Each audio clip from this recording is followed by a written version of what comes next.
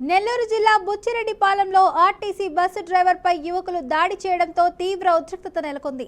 పట్టణంలోని HC petrol bunk సమీపంలో ముంబై జాతీయ రహదారిపై 6 యువకులు తమ కారును నిలిపివేశారు. ఆత్మకూరు వైపు వెళ్తున్న ఆర్టీసీ బస్సు కారుకు తగులుతుందేమోనన్న అనుమానంతో డ్రైవర్ మధు హారన్ కొట్టాడు. దీంతో రెచ్చిపోయిన 6 యువకులు బస్సు ఆపి డ్రైవర్ మధుపై అమానుషంగా దాడికి పాల్పడ్డారు.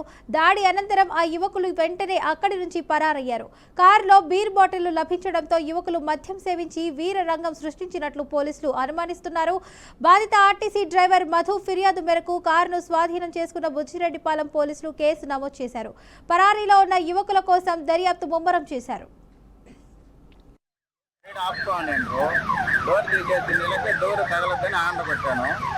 కొట్టిన తర్వాత డోర్ వేసి చెప్పి మొత్తం ఆపాను కాబట్టి అందరూ నా మీదకి వచ్చేసి ఒక ఆయన ఈడో తీస్తుంది నన్ను బైక్ ఈడో తీస్తా అంటే వచ్చి ఆమె ముట్టు మీద మధు అంటే నేను ముందే తీలా వచ్చి 2 సార్లు అర్థం మీద కొట్టిండ్రు కొట్టేలేక ఈడో తీశాను.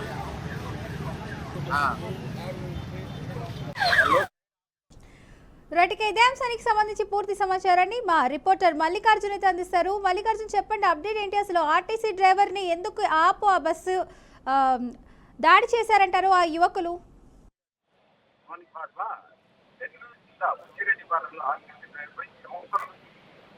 దాడితో సమీపంలో ముంబై జాతీయ రహదారిపై ఈ ఘటన చోటు చేస్తుంది. డ్రైవర్లు హారలు కొట్టిన విషయంపై 6 యువకులు రెచ్చిపై దాడి చేశారు. డ్రైవర్ మధుపై అనూహ్యంగా దాడి చేయడంతో పరారైన ఒక 6 మంది ఆకతాయిలు